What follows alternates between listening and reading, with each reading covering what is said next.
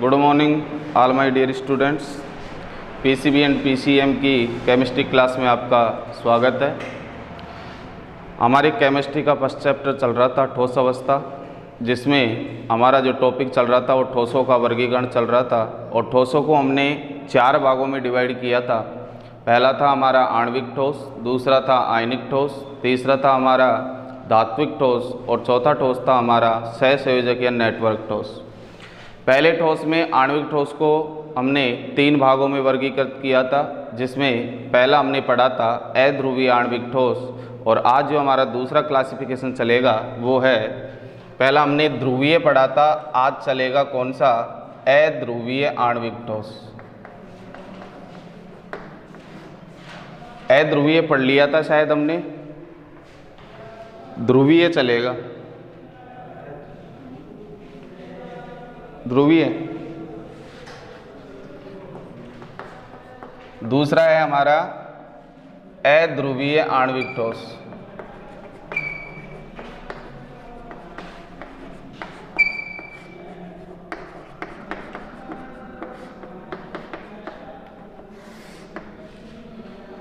देखो अध्रुवीय आणविक ठोस क्या होते हैं। जो प्रॉपर्टीज हमारी ध्रुवीय आणविक ठोस है उसके जस्ट अपोजिट कुछ प्रॉपर्टीज सिमिलर है, बाकी इसके जस्ट अपोजिट है कौन से की, अध्रुवीय आणविक ठोस की। ध्रुवीय आणविक ठोस में हमने पहला पॉइंट पढ़ा था, वे आणविक ठोस जिनके अणु कौन सी प्रकृति के होते थे, ध्रुवीय प्रकृति के। अब यहाँ ध्रुवीय के स्थान पर कैसे आ जाएंगे, अध्रुवीय अर्थात नॉन पोलर। नॉन पोलर जिनका अणु होता है वे ठोस कौन से ठोस कहलाएंगे, अध्रुवीय आणविक ठोस। तो इसकी पहली परिभाषा लिखेंगे हम, वे आणविक ठोस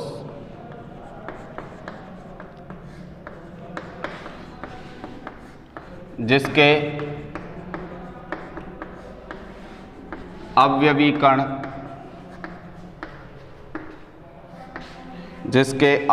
कण या मैं बोल दूं अणु, अवयवी कण के स्थान पर क्या है यहाँ, अणु अध्रुवीय प्रकृति के,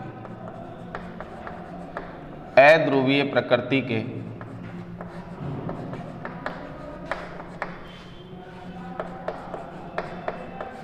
होते हैं। ऐसे आणविक ठोस को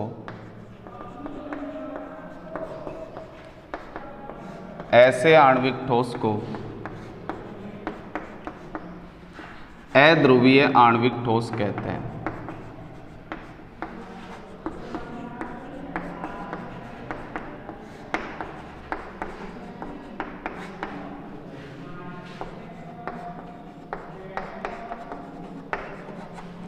दूसरी प्रॉपर्टीज हमने पढ़ी थी ध्रुवीय के अंदर कि ध्रुवीय आणविक ठोस के अंदर पाए जाने वाला जो आकर्षण बल है या वांडरवाल बल है वो अध्रुवीय की तुलना में प्रबल होता है। अर्थात किस में प्रबल होता है, ध्रुवीय में, और अध्रुवीय में क्या हो जाएगा, दुर्बल। इसलिए ध्रुवीय वाले के तो गलनांक और क्वथनांक क्या होते थे, उच्च। किसकी तुलना में, अध्रुवीय की तुलना में। लेकिन हम ध्रुवीय और अध्रुवीय में तुलना करें तो अध्रुवीय के गलनांक व क्वथनांक निम्न होते हैं या कम होते हैं। उसका रीज़न क्या है, क्योंकि इसके अंदर पाए जाने वाला वांडरवाल बल जो भौतिक बल होता है वो ध्रुवीय आणविक ठोस के अंदर पाए जाने वाले वांडरवाल बल की तुलना में क्या होता है, कमजोर होता है। तो सेकंड पॉइंट हम यहाँ लिखेंगे, इनमें या अध्रुवीय आणविक ठोस में, अध्रुवीय आणविक ठोस में पाए जाने वाला भौतिक बल या वांडरवाल बल ध्रुवीय आणविक ठोसों की तुलना में, ध्रुवीय आणविक ठोसों की तुलना में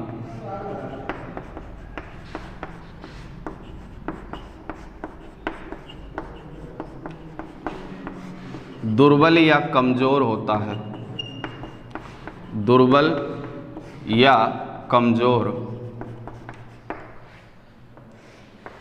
होता है, जिसे लंदन बल भी कहते हैं।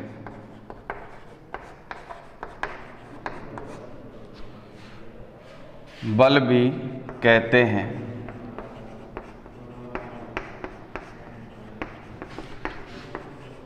इस दुर्बल बल के कारण, दुर्बल वांडरवाल बल के कारण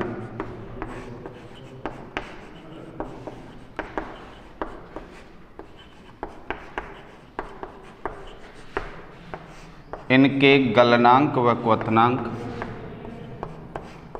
इनके गलनांक व क्वथनांक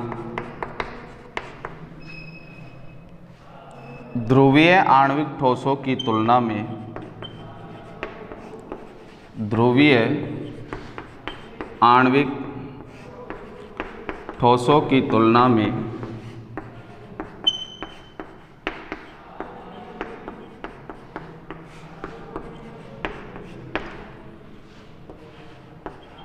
कम होते हैं। इसके अतिरिक्त हमने ध्रुवीय आणविक ठोस में क्या पढ़ा था कि हमने एक विलयता का नियम पढ़ा था कि समान समान को घोलता है, अर्थात ध्रुवीय विलय ध्रुवीय विलायक में विलयशील होता है, अध्रुवीय विलय अध्रुवीय विलायक में विलयशील होता है। जनरली सामान्यतः कभी भी ध्रुवीय विलय किसके अंदर नहीं घुलेगा, अध्रुवीय के अंदर, और अध्रुवीय विलय किसके अंदर नहीं घुलेगा, ध्रुवीय विलायक के अंदर। तो इसका मतलब क्या हुआ कि हमारा ये आणविक ठोस कैसा है, अध्रुवीय।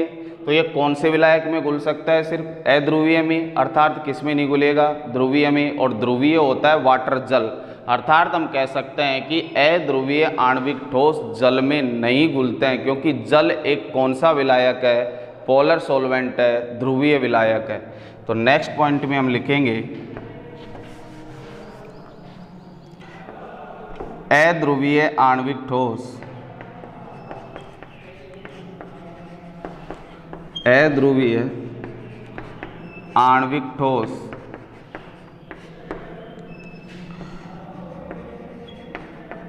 अध्रुवीय विलायक में, अध्रुवीय विलायक में विलयशील होते हैं,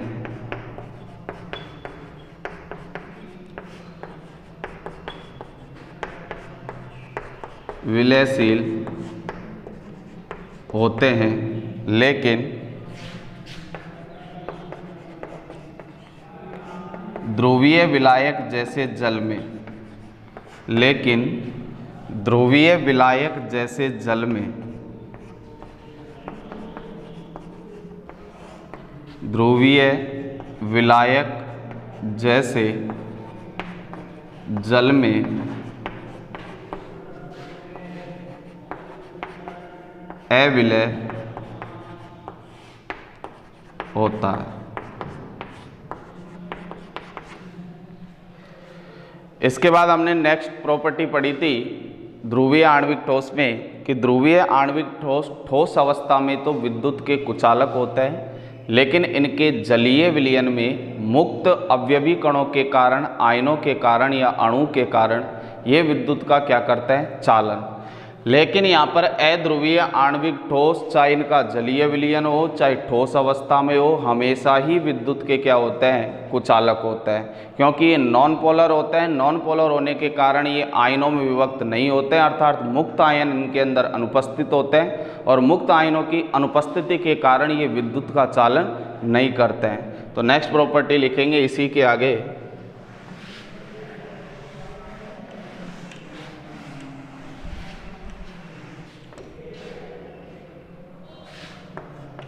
अध्रुवीय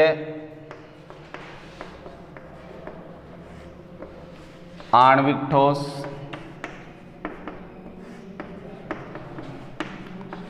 विद्युत के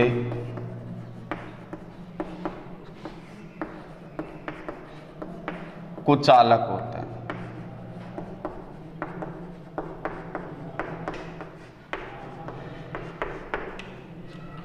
अध्रुवीय आणविक ठोस के नेक्स्ट प्रॉपर्टी हमने ध्रुवीय आणविक ठोस में पढ़ी थी कि निम्न ताप पर तो ये ठोस अवस्था में पाए जाते हैं, कमरे के ताप पर जनरली लिक्विड फेज अर्थात द्रवावस्था में पाए जाते हैं, तथा इससे उच्च ताप पर ये गैस प्रावस्था में पाए जाते हैं। तो वही प्रॉपर्टी इसी की है, किसकी, अध्रुवीय आणविक ठोस की, कि ये निम्न ताप पर ठोस अवस्था में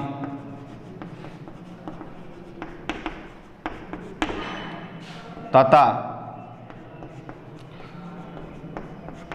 कमरे के ताप पर या इससे उच्च ताप पर द्रव अथवा गैस अवस्था में पाए जाते हैं। द्रव अथवा गैस प्रावस्था में पाए जाते हैं।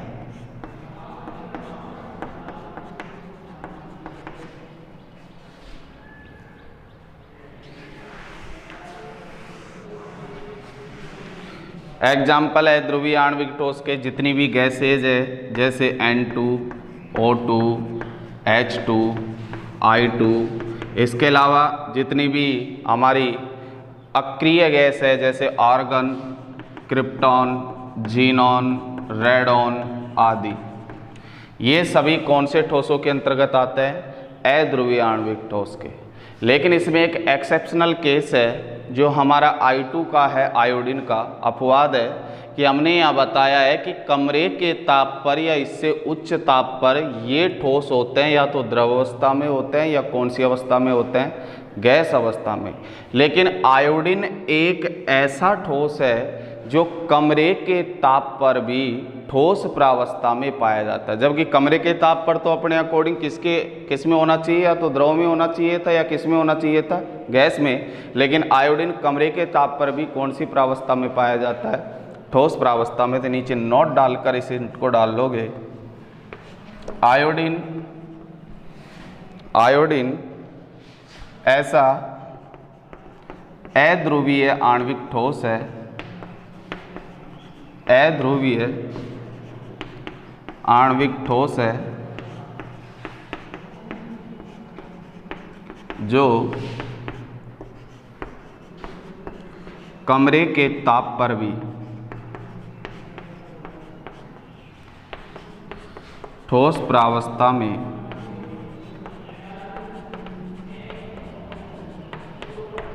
पाया जाता है।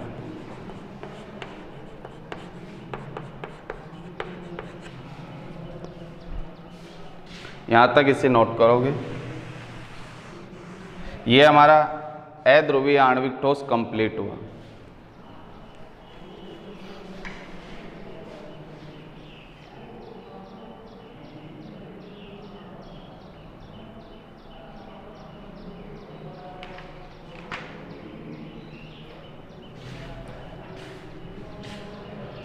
तो हमने आणविक ठोसों को 3 भागों में डिवाइड किया था, जिसमें पहला हमने पढ़ लिया ध्रुवीय आणविक ठोस, दूसरा हमने पढ़ लिया अध्रुवीय आणविक ठोस, अब तीसरा हमारा है जो है हाइड्रोजन बंध युक्त आणविक ठोस।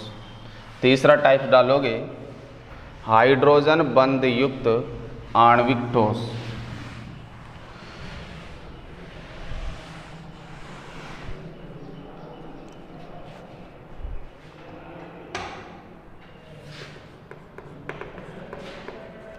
हाइड्रोजन बंध युक्त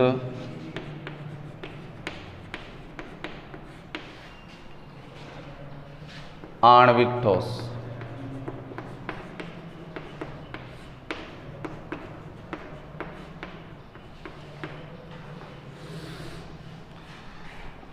देखो नाम से इसकी परिभाषा बन रही है, वे आणविक ठोस जिनके अवयवी कणों के बीच में या अवयवी कण इनके क्या होते हैं, अणु के बीच में कौन सा बॉन्ड उपस्थित हो, हाइड्रोजन बंध उपस्थित होता है, ऐसे ठोसों को हाइड्रोजन बंध युक्त आणविक ठोस कहते हैं। अब यहाँ हाइड्रोजन बंध क्या है, किसे कहते हैं हाइड्रोजन बंध, तो इसी में सब एडिंग डालकर सबसे पहले हम समझेंगे हाइड्रोजन बॉन्ड के बारे में।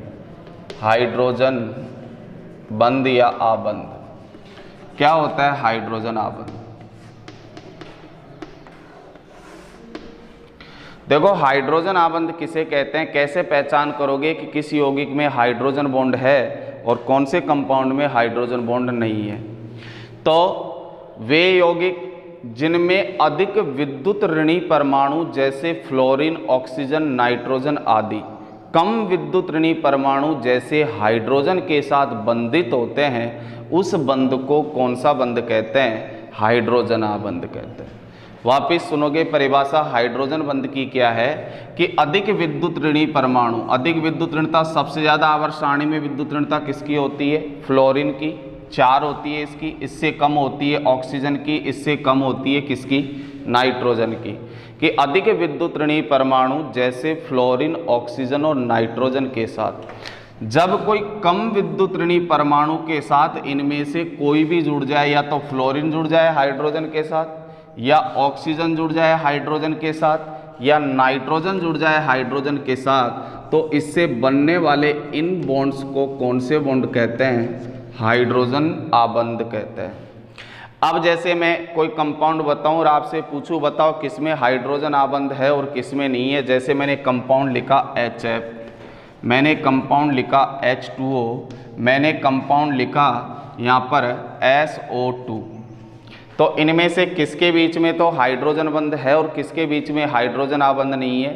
तो देखोगे यहाँ पर ये कम विद्युत ऋणी परमाणु है हाइड्रोजन, और ये अधिक विद्युत ऋणी परमाणु है फ्लोरीन। तो हाइड्रोजन किससे जुड़ रहे हैं यहाँ? फ्लोरीन से। तो इनके बीच बनने वाला ये बॉन्ड कौन सा बॉन्ड कहलाएगा? हाइड्रोजन आबंध। फिर बात करें H2O में, H2O में एक ऑक्सीजन से कितने हाइड्रोजन लगे हुए हैं? 2। ये कम विद्युत ऋणी हो गया, और ऑक्सीजन कौन सा हो गया? अधिक विद्युत ऋणी हो गया। अर्थात इनके बीच बनने वाला ये बॉन्ड कौन सा बॉन्ड है? हाइड्रोजन। ये बॉन्ड भी कौन सा बॉन्ड है? हाइड्रोजन। अब बात करें SO2 की, तो सल्फर से कितने ऑक्सीजन जुड़े हुए हैं? यहाँ 2 ऑक्सीजन जुड़े हुए हैं सल्फर से।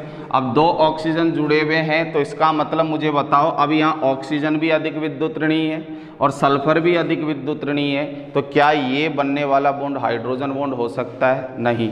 अर्थात SO2 में हाइड्रोजन बॉन्ड नहीं है, जबकि H2O में और HF में कौन सा बॉन्ड है? हाइड्रोजन बॉन्ड है। तो हाइड्रोजन आबंध की परिभाषा यही है कि जब अधिक विद्युत ऋणी परमाणु जैसे फ्लोरीन, ऑक्सीजन, नाइट्रोजन, इसको याद करने का तरीका है फोन। फोन से हाइड्रोजन जुड़ जाए। किससे जुड़ जाए हाइड्रोजन? फोन से। फोन का मतलब F का मतलब फ्लोरीन, O का मतलब ऑक्सीजन और N का मतलब क्या? नाइट्रोजन। जब इन तीनों से कम विद्युत ऋणी परमाणु जैसे हाइड्रोजन जुड़ा हुआ दिख जाए तो इसका मतलब उसमें हाइड्रोजन बॉन्ड है जनरली, लेकिन इनके अतिरिक्त और किसी से जुड़ा हुआ मिले तो फिर वहाँ हाइड्रोजन बॉन्ड नहीं है। तो सबसे पहले हम परिभाषा लिखेंगे हाइड्रोजन आबंध की।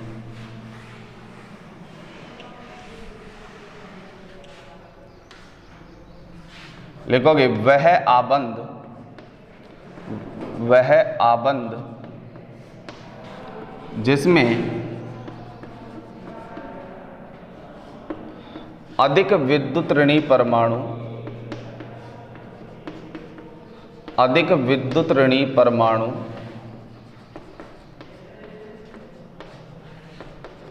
जैसे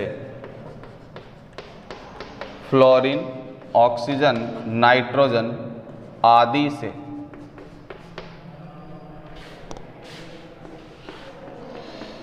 कम विद्युत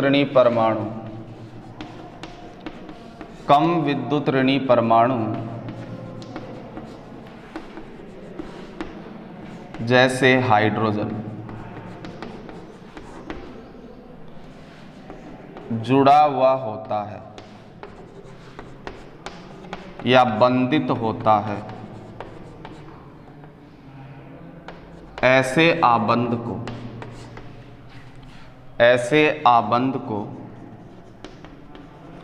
बॉन्ड्स को हाइड्रोजन आबंध कहते हैं। हाइड्रोजन आबंध कहते हैं। अधिक विद्युत ऋणी परमाणु, और इसको याद करने का तरीका आपको क्या बताया है? फोन से हाइड्रोजन जुड़ जाए तो बनने वाला बॉन्ड कौन सा बॉन्ड होगा? हाइड्रोजन आबंध होगा। अब हाइड्रोजन आबंध हमने देख लिया क्या होता है। हमारा टॉपिक था हाइड्रोजन बंधयुक्त आणविक ठोस, तो यहीं से परिभाषा बनाएंगे आणविक ठोस क्या होते हैं। सबसे पहले तो हमने बताया था जिनके अवयवी कण क्या हो, अणु हो, उन्हें हम क्या कहते हैं? आणविक ठोस। तो वे आणविक ठोस जिनके अणु, जिनके क्या होने चाहिए, सिर्फ ध्यान रखना अणु, या तो अवयवी कण शब्द लिखोगे या फिर शब्द क्या लिखोगे? अणु। वे आणविक ठोस जिनके अणु हाइड्रोजन आबंध से जुड़े हुए होते हैं, ऐसे आबंध को कौन सा आबंध कहते हैं? हाइड्रोजन आबंध। और ऐसे ठोस को कौन सा ठोस कहेंगे? हाइड्रोजन आबंध युक्त आणविक ठोस। तो लिखोगे इसकी सेकंड परिभाषा, हाइड्रोजन बंध युक्त आणविक ठोस की परिभाषा लिख रहे हैं। वे आणविक ठोस जिनके अणु हाइड्रोजन आबंध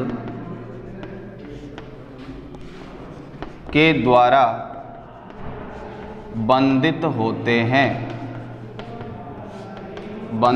होते हैं या जुड़े हुए होते हैं, ऐसे ठोस को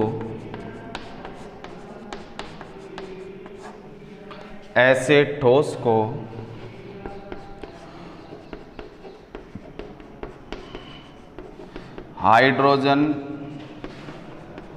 आबंध युक्त आणविक ठोस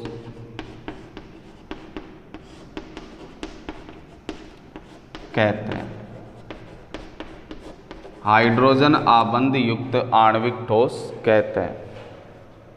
अब हाइड्रोजन आबंध युक्त आणविक ठोसों के भी हम कुछ गुणधर्म पढ़ेंगे कि जैसे ये ध्रुवीय प्रकृति के होते हैं एक तरीके से, अर्थात ये ध्यान रखना आप तो कि जिनके अंदर हाइड्रोजन बॉन्ड पाया जाता है जनरली वो सभी जल के अंदर क्या होता है? विलयशील होता है। और उसका रीजन भी कौन सा बॉन्ड है? हाइड्रोजन, क्योंकि वाटर के अंदर भी हाइड्रोजन बॉन्ड पाया जाता है। और तो जिन आणविक ठोसों में हाइड्रोजन बॉन्ड पाया जाता है वो जनरली किसके अंदर विलयशील होते हैं? जल में। तो इसके अंदर नेक्स्ट प्रॉपर्टी हम लिख देंगे कि ये आणविक ठोस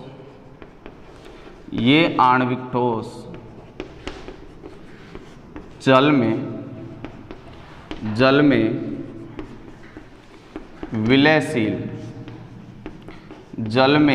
विलयशील होते हैं। नेक्स्ट प्रॉपर्टी क्या है हाइड्रोजन आबंध युक्त आणविक ठोस की? कि हाइड्रोजन आबंध युक्त आणविक ठोस अवस्था में तो विद्युत के कुचालक होते हैं। सॉलिड फेज में ये क्या होते हैं? विद्युत के कुचालक होते हैं। लेकिन जलीय विलयन में भी विद्युत के कुचालक होते हैं। जलीय विलयन हो तो भी विद्युत के क्या होंगे? कुचालक। लेकिन इनके जलीय विलयन में कोई लवण जैसे NaCl डाल दिया जाए तो फिर ये विद्युत का क्या करते हैं? चालन। ध्यान रखना, ठोस अवस्था में विद्युत के कुचालक, जलीय विलयन में भी विद्युत के कुचालक, लेकिन इनके जलीय विलयन में क्या डाल दिया जाए? लवण जैसे क्या? NaCl। फिर ये विद्युत का क्या करते हैं? चालन। क्योंकि NaCl के डालने के बाद Na+ और Cl- अर्थात मुक्त आयनों के रूप में टूट जाता है। जहां मुक्त आयन अणु परमाणु जो भी आ जाए तो ऐसी कंडीशन में फिर ये विद्युत का क्या करते हैं? चालन करते हैं। तो नेक्स्ट प्रॉपर्टी इसी की हम लिखेंगे आगे।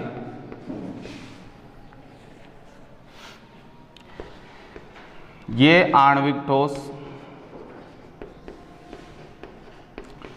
आणविक ठोस ठोस प्रावस्था में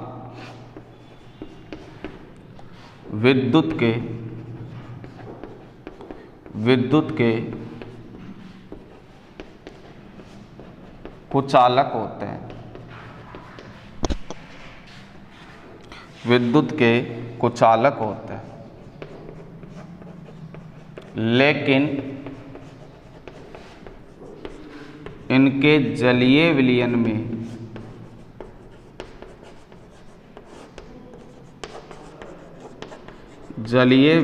में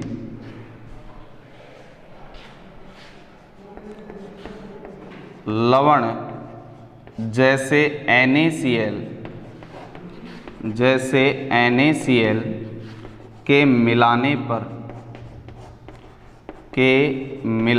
पर ये विद्युत का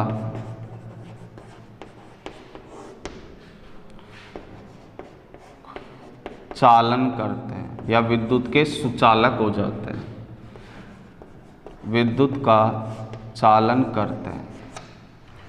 नोट करोगे हाइड्रोजन बंधयुक्त आणविक ठोस।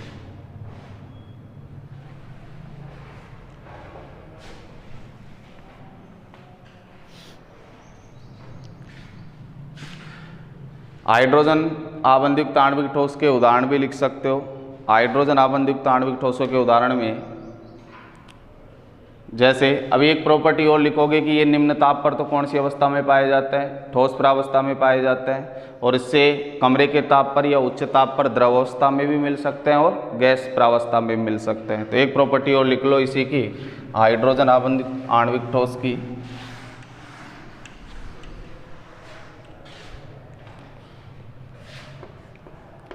सामान्यतः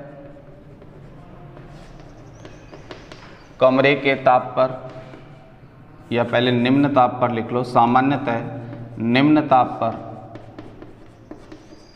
ये ठोस प्रावस्था में तथा कमरे के ताप पर या इससे उच्च ताप पर, या इससे उच्च ताप पर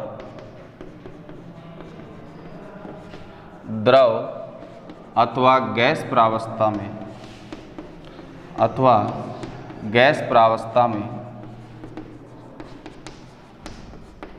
पाए जाते हैं।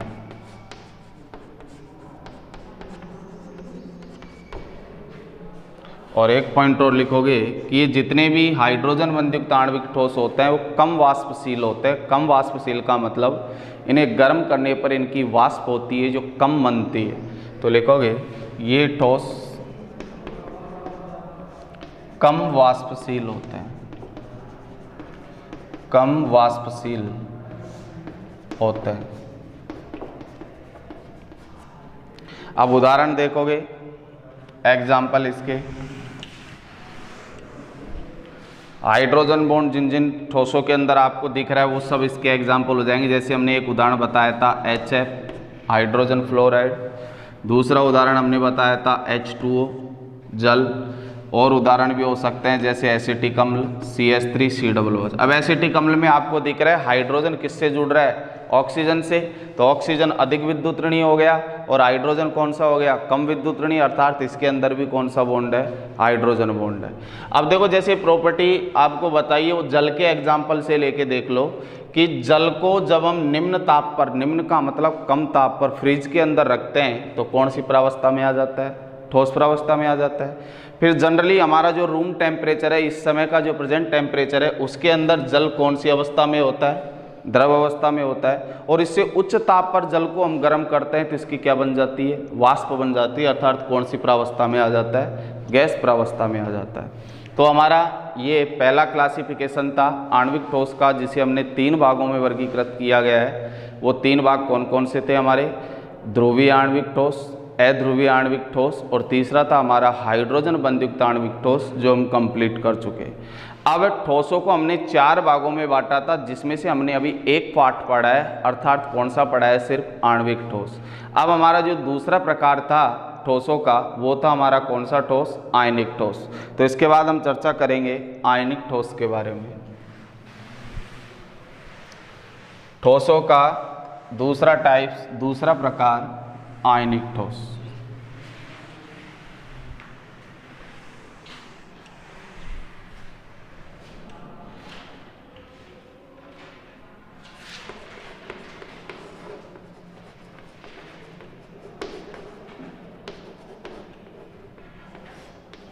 आयनिक ठोस आयनिक ठोस किसे कहते हैं? देखो, किसी चीज़ को रटने की ज़रूरत नहीं है, उसी के नाम में ही उसी की क्या लिखी हुई होती है परिभाषा, बस आपको समझने का फेर है। वे ठोस जो किन से मिलकर बने होते हैं? आयन से। और आपको पता है आयन होते हैं जो दो प्रकार के होते हैं, एक तो होता है धनायन अर्थात कैटायन जिसे कहते हैं धनायन, जिसे इंग्लिश में बोलते हैं कैटायन, और एक होता है क्या? ऋणायन, और ऋणायन को हम क्या कहते हैं? एनायन। एनायन। कैटायन और एनायन से मिलकर जो ठोस बने हुए होते हैं उन ठोसों को हम कौन से ठोस कहते हैं? आयनिक ठोस। धनायन क्या होते हैं? तो इस सीधा सा आपको ये ध्यान रखना है कि जिनके ऊपर पॉजिटिव चार्ज पाया जाता है वो कौन से होते हैं? कैटायन, और जिनके ऊपर नेगेटिव चार्ज पाया जाता है वो क्या होता है? एनायन। तो वे ठोस जो धनायन व ऋणायनों से मिलकर बने होते हैं, या मैं कह दूं वे ठोस जो किससे मिलकर बने होते हैं? आयन, क्योंकि आयन शब्द में धनायन भी आ गया और क्या आ गया? ऋणायन भी आ गया। तो दो तरीके से हम इसको आइडेंटिफाई कर सकते हैं कि वे ठोस जो सिर्फ ऐसे लिख दे कि आयनों से मिलकर बने होते हैं, या फिर ऐसे लिख दे वे ठोस जो धनायन और किससे मिलकर बने होते हैं? ऋणायन से मिलकर बने होते हैं। ऐसे ठोसों को कौन से ठोस कहते हैं? आयनिक ठोस। अब आपको पता है कि कोई भी धनायन और ऋणायन जब जुड़ता है, जैसे हम एग्जाम्पल पढ़े NaCl, अब NaCl को तोड़ते हैं तो Na किसके रूप में टूटता है? प्लस के रूप में, और Cl किसके रूप में टूटता है? माइनस के रूप। अब आपको ये भी पता होगा कि प्लस इसी के ऊपर क्यों आया और माइनस इसी के ऊपर क्यों गया, क्योंकि आपको पता है कि जिसकी विद्युत ऋणता कम होती है उस पर जनरली उस कंपाउंड के अंदर से पॉजिटिव चार्ज आता है, धनायन आता है, और जिसकी विद्युत ऋणता अधिक होती है उसके ऊपर कौन सा चार्ज आता है? नेगेटिव चार्ज आता है। अब यहाँ Na प्लस है और Cl माइनस है, अर्थात Na प्लस तो क्या हो गया? धनायन, और Cl माइनस क्या हो गया? यहाँ ऋणायन। तब Na प्लस और Cl माइनस भी तो जुड़ा हुआ होगा किसी न किसी से। Na प्लस और Cl माइनस अर्थात जो ये आयन एक दूसरे से जुड़ते हैं उसे कहते हैं स्थिर वैद्युत आकर्षण बल। कौन सा बल कहते हैं इसे? स्थिर वैद्युत आकर्षण बल। तो इसकी सबसे पहले तो हम क्या लिखेंगे परिभाषा कि वे ठोस जो आयनों से मिलकर बने होते हैं, या फिर ऐसे लिख देंगे वे ठोस जो धनायन और किससे मिलकर बने होते हैं? ऋणायन से मिलकर बने होते हैं, उन्हें आयनिक ठोस कहते हैं, तथा इनके आयन किससे जुड़े हुए होते हैं? स्थिर वैद्युत आकर्षण बल से, जो कि एक प्रबल बल है। इसलिए इनके गलनांक व क्वथनांक कैसे होंगे? जब प्रबल बल है तो गलनांक क्वथनांक निम्न होंगे अधिक होंगे? तो जनरली बात है कि इनके गलनांक और क्वथनांक क्या होंगे? उच्च या क्या होता है? अधिक होते हैं। तो लिखोगे इसके बारे में, आयनिक ठोस के बारे में, वे ठोस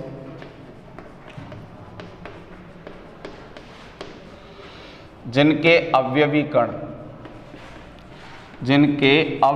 कण आयन होते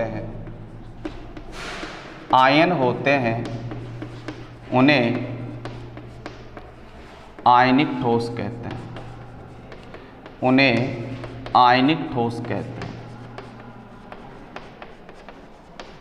या मैं इसी की दूसरी परिभाषा ऐसे भी लिख सकता हूं कि वे ठोस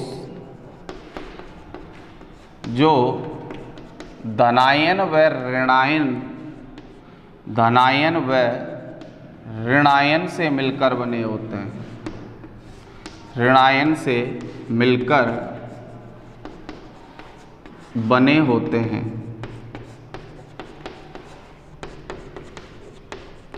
उन्हें आयनिक ठोस कहते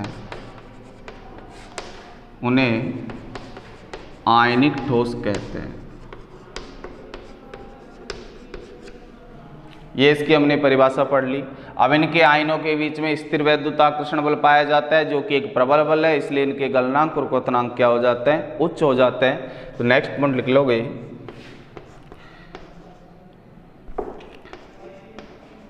इन ठोसों के आयनों के मध्य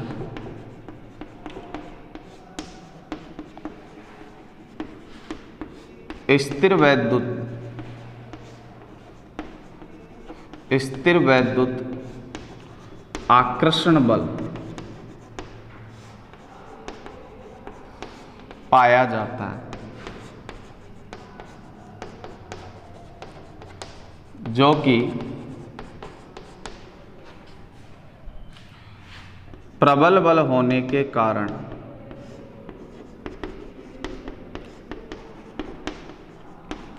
इनके गलनांक व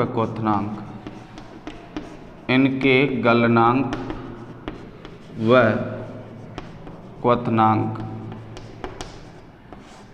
उच्च होते हैं। इनके गलनांक व क्वथनांक उच्च होते हैं। अब इसी आकर्षण बल के कारण ये ठोस कठोर तथा भंगुर प्रकृति के होते हैं, क्योंकि इनके बीच में कौन सा बल पाया जाता है? स्थिर वैद्युत आकर्षण बल।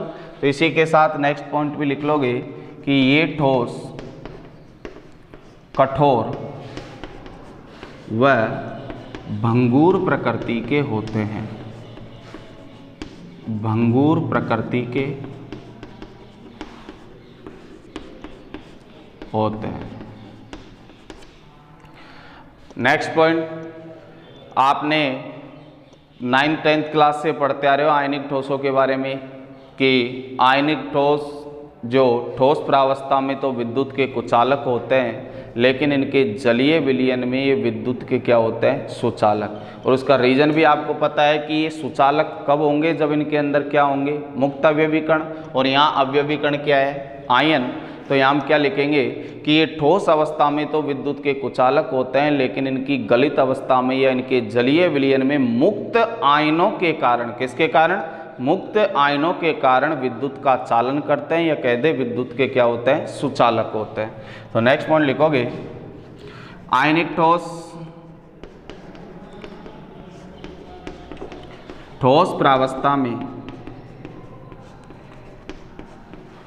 ठोस प्रावस्था में विद्युत के कुचालक होते हैं, विद्युत के कुचालक होते हैं, लेकिन गलित अवस्था में या इनके जलीय विलयन में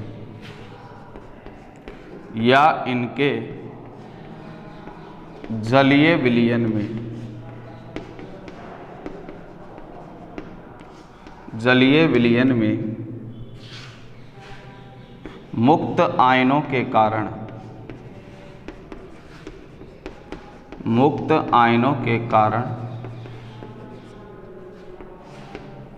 विद्युत के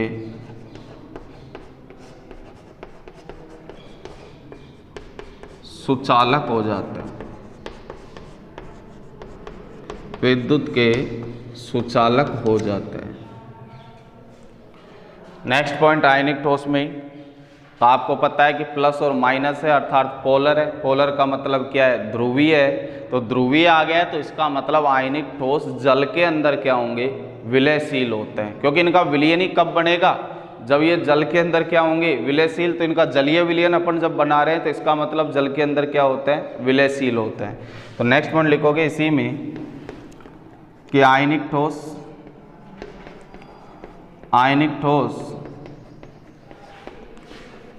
जल में विलयशील होते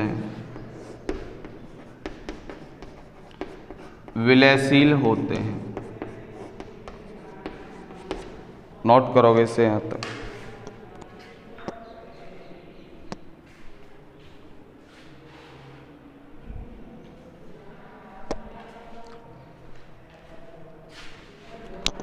इसके बाद आयनिक ठोस की 1-2 प्रॉपर्टीज और बच रही है, और आयनिक ठोस के जो एग्जाम्पल है उनकी चर्चा हम नेक्स्ट क्लास में करेंगे। आज की क्लास के लिए धन्यवाद। जय हिंद, जय भारत।